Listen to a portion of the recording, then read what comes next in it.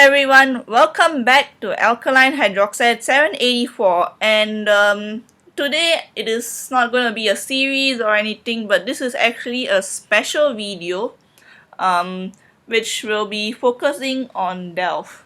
So first question, what is DELF? Well, um, DELF is the Diplôme Éducation the long français. I guess, yeah, it's a diploma in the French language. I think my pronunciation has deteriorated. But okay, anyways. But in other words, it has a bunch of levels, like which I will explain later, which actually all European languages, actually not all of them, but a few European languages do have tests like this, which you can take one of the levels and then say, oh, I'm certified enough to speak at this level. So the levels are basically A1, A2, B1, B2. And if you wanted to go even higher, you would have to do the DELF exam, which has C1 and C2. But I will not be talking about that because that's for people who want to be French teachers, so never mind. I'll just be talking about DELF. Okay, so um since so I'll just tell you about my own experiences doing DELF and any advice I may have in the process of it. Of course, this is not super related to A levels, but it is still pretty relevant for people of my age, I guess, because especially those who are taking French as a third language, you might find this video useful. Okay, so I'll briefly tell you what level A1, A2, B1, and B2 entail. So let's say A1, I do not recommend doing it because it is quite easy. I doubt you would want to do A1. Just go directly to A2 or B1 if you are already very good at it. And if for A2, I think a secondary 2 student can do A2 already. Like if you're in MOELC and you're learning French, secondary students can do A2.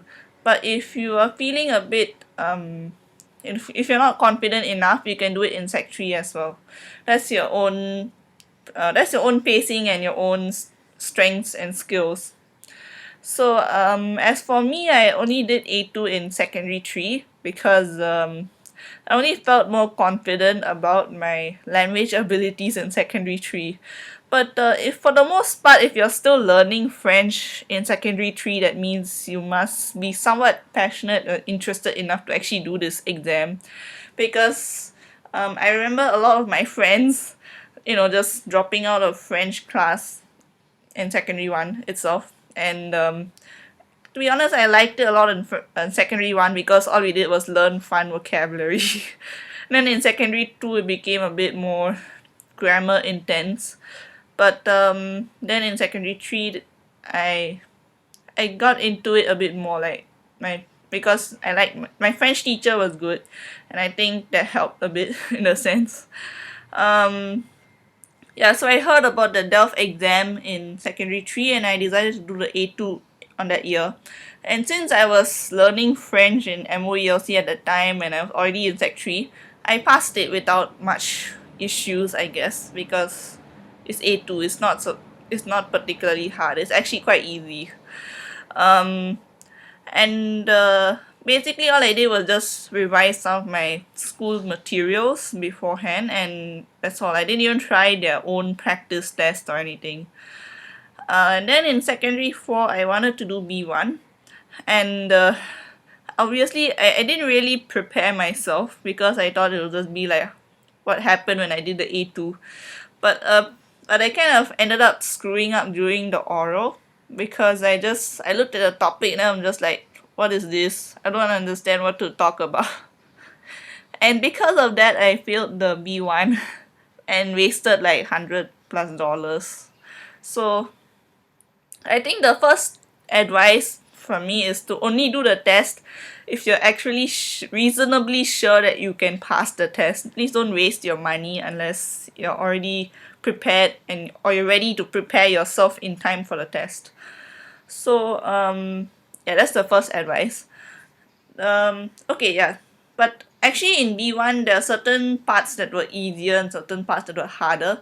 Like for example, my B1 essay was about a teacher that changed my life or something like that, and I just wrote about my French teacher because why not. And that was quite easy compared to the oral in B1. But yeah, but the thing is, when I did the B2 this year, I'm already 19 years old, so I cannot do the school version anymore. So basically I had to do the public version, like what adults do. So the second tip I have for you is, if you are more comfortable with school related topics, like you like talking about the teachers, like you like to talk about school related things, then try to do the test earlier while you're still eligible for the school version of the test. And yeah, but if you're fine with discussing more pertinent, so-called mature issues, then go ahead and take it after you're 19. I don't care.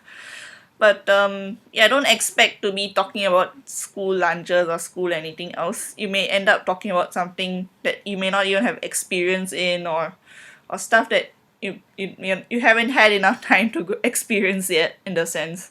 So you had to bluff your way through that, I guess. Yeah, so that's the second tip.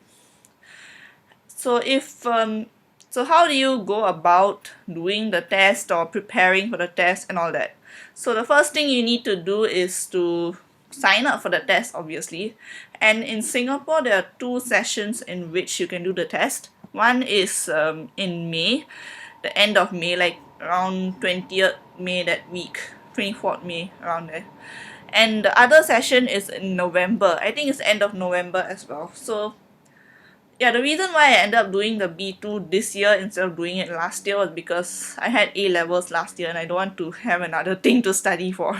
So I could have done it in 2017 though. I was taking H1 French, so at least I was in the state, in the mood, I was in the moment. I don't know what phrase I'm supposed to use, but who cares? Okay. As you can see, I'm not a language specialist or anything. I'm just someone who likes learning things, but I'm not expert in languages. In fact, I'm the opposite. But anyways, that's not the point. So you can either register at sorry, not MOLC, Alliance Française Centre, which is in Newton. Basically, you go to Newton, there's one really cool colorful building next to it, next to the downtown entrance for the Newton.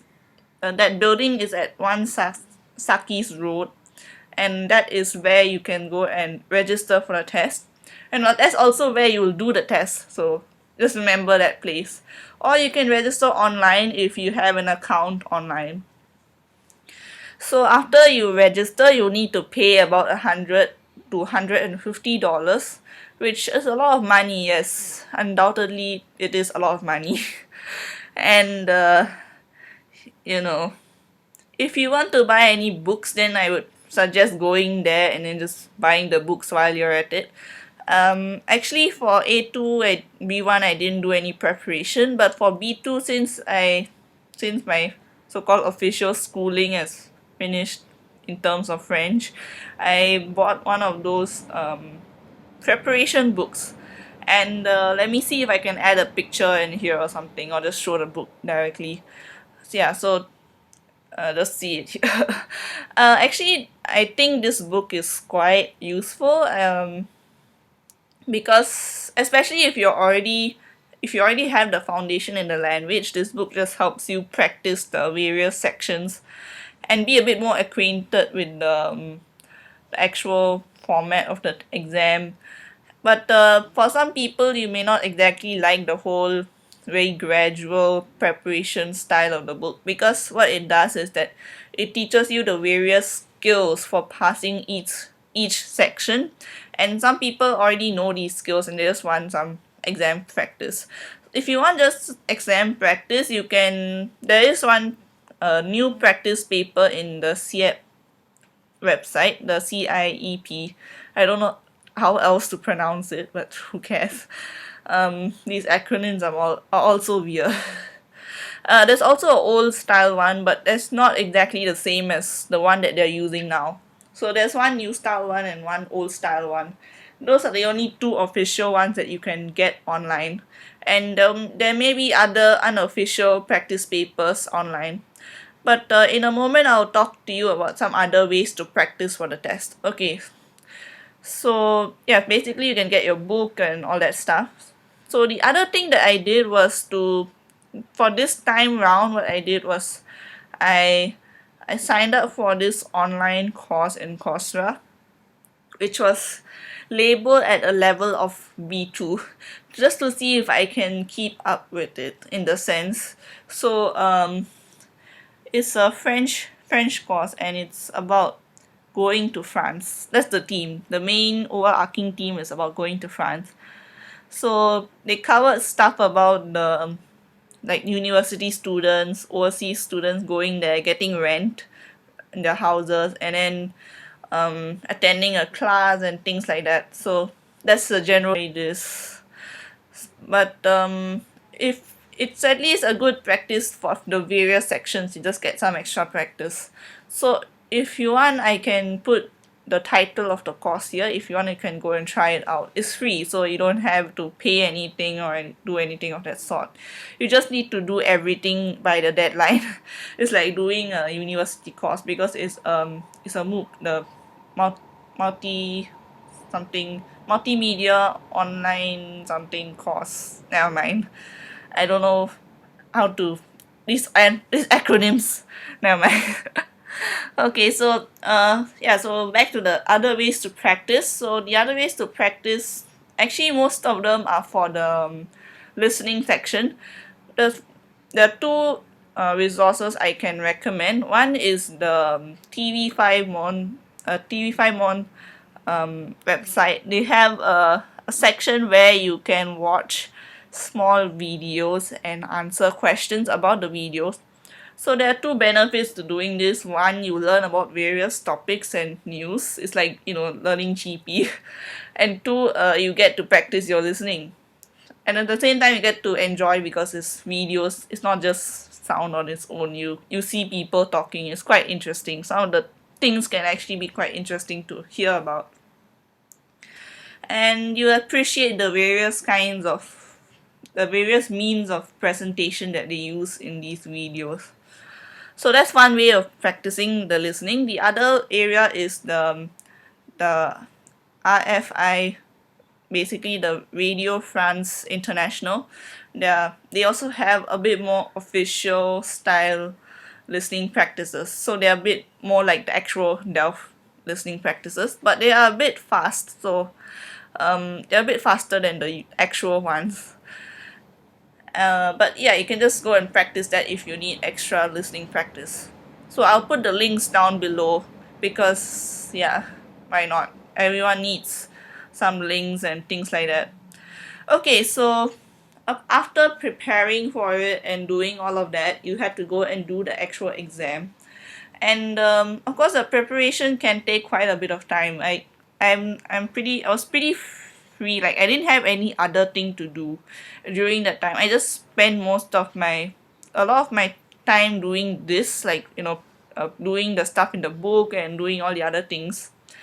Although I did have time to do other things, I feel like if I had another commitment like driving class or something, I would have a harder time finishing and doing everything in time in the sense. So I recommend managing your time well if you really want to fit this into your usual schedule, or do it at a time where you're definitely going to be a lot freer, like your holidays, or if your holiday actually coincides with May or November, you can do it at a time. I don't recommend doing this after your A levels unless your French is so impeccably good that you don't even need to practice. Yeah. Yeah, that's my general idea. That's just my general opinion. That's another advice for you. So after you prepare for it, what happens on the actual day? Yeah, so I still haven't actually explained how each of the sections work, so I'll tell it to you as I explain what happens on that day. So on that day, you have to go to the the Alliance Francaise building and wait outside until they let you in. I think you're supposed to be there by 8 o'clock or before 8 o'clock. You should be there by about 7:45 a.m. and they will let you in at around that slightly before 8 o'clock and you can go upstairs to the room and settle down. And you will have like a piece of paper that you need to print out and bring with your information and this number that you're supposed to write on your test paper, and also a bunch of stationery and things like that. Oh, in terms of stationery, the only things you really need is actually the only thing you need is a pen. You can bring a pencil, but honestly you don't even need anything else for that matter. You just need a pen. A good pen that works. Maybe bring a few of them. The pencils can be used for maybe taking down notes when you're doing listening or when you're doing the oral. Okay, so now then after that they will give out the papers, they'll give a little briefing, and once it's all done they will start the paper. So the first section that you're supposed to do is the listening section. But actually on the day that I did the B2, the security guard didn't know that he was supposed to let us in. so he so he told people to come back later at like 9 or something, and because of that we didn't do the listening section first and we did a different section. So if that happens, don't get flustered or like don't fret over it. Just do the exam. It's not going to change anything. But usually you're supposed to do the listening first and they will play this recording. For the B2 specifically, you will have one short, like one very long one and one shorter one. So the long one is actually better because you get to listen to it twice, but the short one to listen to it once and you're done. Actually, I don't remember what I did in the A2, but the B1, I think I remember B1, that listening was quite hard for me, but B2 was okay for some reason. Maybe because I actually improved in the time or something. So the lesson of the day is to prepare before you come. Don't just go in there unprepared, because especially for listening, you need to prepare beforehand. Um, I don't remember much of what I did during the A2 because it was quite a while ago, and I generally forget what I do during the exam. The only exam I really remember very well is what I wrote for my PSLE English Compo. Apart from that, I don't remember anything else, honestly. But anyways, for A2, I think it's a bit easier. It's like an easier version, and there might be some pictures in it. So for B2, so I'll just focus on B2 for now because I don't remember what I did during A2. But don't worry about it. I think A2 is super super easy compared to B2. I may mention it if I remember stuff, but for now I'll just talk about the B2. Okay, so for the listening, you have the long one and the short one, and there will be some multiple choice questions, the QCM in the sense, and there will be some free response questions, and there's also a question where you can put true or false for the statement and then give a justification for that true or false in the sense. Like, yeah, that's actually they do no, they don't do that in the listening. Never mind. Please ignore that. They do it in the comprehension. Okay, so for the comprehension, they will have like QCM, they'll have tree response, and they'll also have this true false thing. They're supposed to copy the statement from the passage directly for the justification. But for the other things, it would be better if you don't just copy it directly because even in MOELC, you're not supposed to copy the statements directly for your H1. So yeah, just try to change the structure of the sentence a bit, or change out one of the words, make it use a synonym or something. It's like doing GP a bit, but a bit less crazy version of doing GP, I guess. But yeah, after the compre, you have a writing section which is an essay.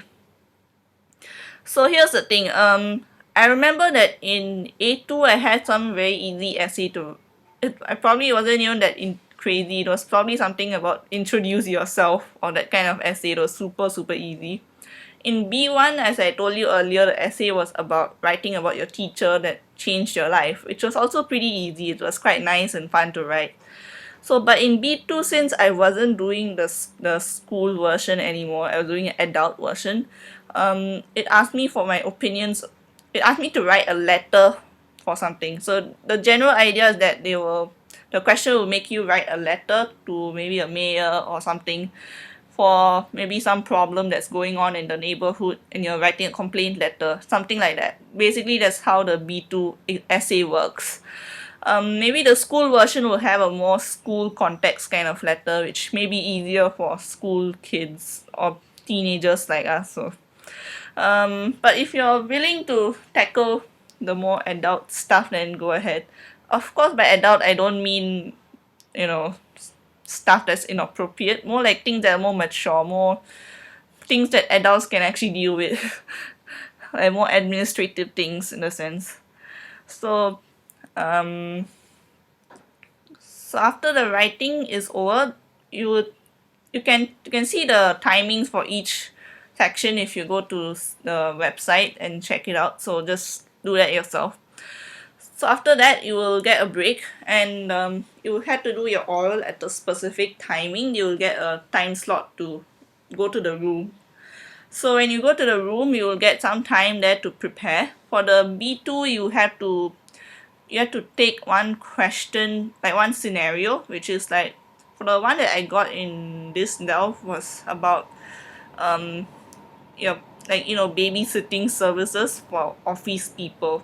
So basically the service is right at the office. I didn't actually understand the word, but I kind of got what it meant, because it's like a little article and you have to read it and you have to give your opinions on that thing.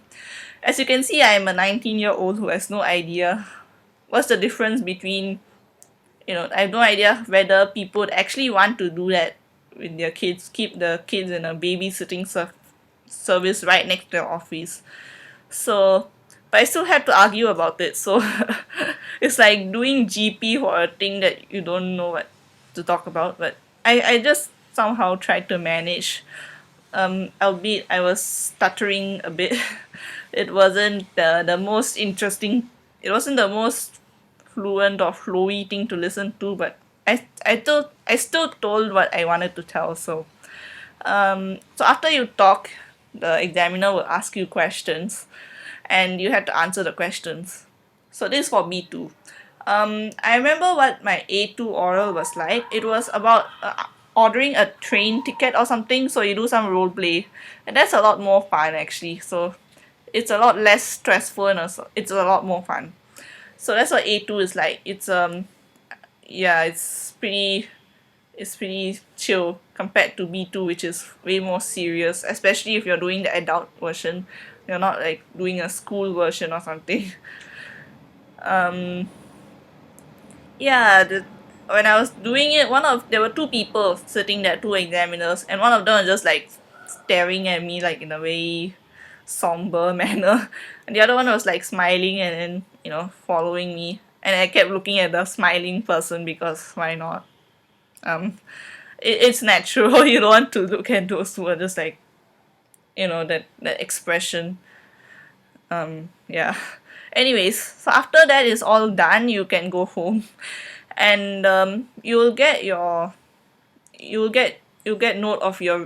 notice of your results 1 month later. So since I'm recording this on 20th June, I've yet to get my results for B2. But if I get the email, I'll just probably show a screenshot or a video of the email and show you what marks I got. So in order to pass the DELF, in general, you need overall 50 marks out of 100.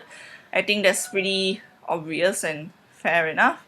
And for each section, you need at least 5 marks. So let's say you got 20 marks in all the other 3 sections, but one of your sections was 5, then you still fail the test because you need to be equally good in everything in order to be good at the language, right? You can't just be good at writing and then you're just terrible at speaking or something. That wouldn't make a lot of sense, honestly.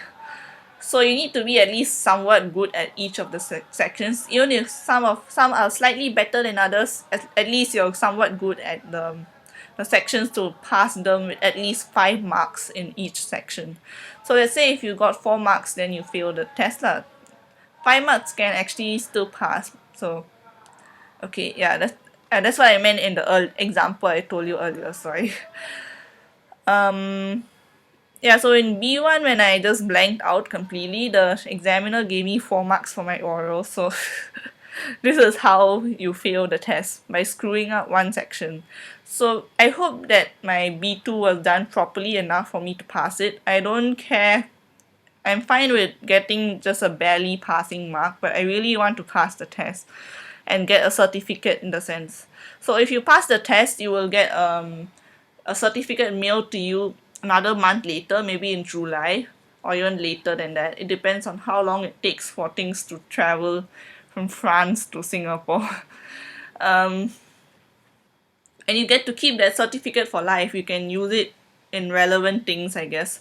I guess so what's the conclusion of all of this?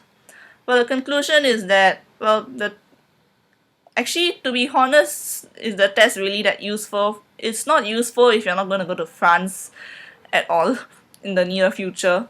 But but if you really want to have some kind of a gauge of your level of ability at some point of time, you can still keep the certificate, then brag about it to people if you want to. But you get the point, It's like the only reason why I took the test was for my own personal achievement, and also because after the A levels I needed to do some kind of studying. I cannot just not study. I feel very awkward not studying. So at least I get some practice studying for something in between A levels and uni, because the gap is actually a quite a big gap. And yeah, that in conclusion, if you're willing to spend $100 and then doing this test, like how you spend a lot of money to do your SAT exams or any other exams, go ahead and do it. It's a good experience. You can see whether your MOELC French classes actually paid off or whether you're still screwed. And you can get a general gauge of your actual competency in the language, more than just your grades in your A level or your O level.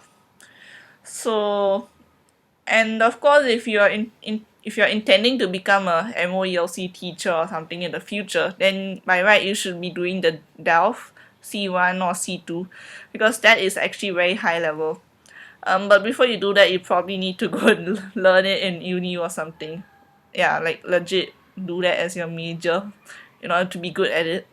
But if you're just normally learning it as a third language and you just want some kind of certificate, I think a A2 is already pretty good as a certificate. But if for most MOELC learners, you should get at least a B1 or a B2 to prove that you actually learn enough stuff. So that's my conclusion. And of course, the other place where you can use a B2 certificate is in France. If you go and work there or you take university courses there, you can use this to prove your competency. And if you enjoyed this video and you want me to make other videos like this, you can comment below. I'm not sure what else I can talk about, because this is the only third language I know. Like, there's no other third languages I can really talk about in general. Maybe I can get someone else to talk about it. I don't know, honestly.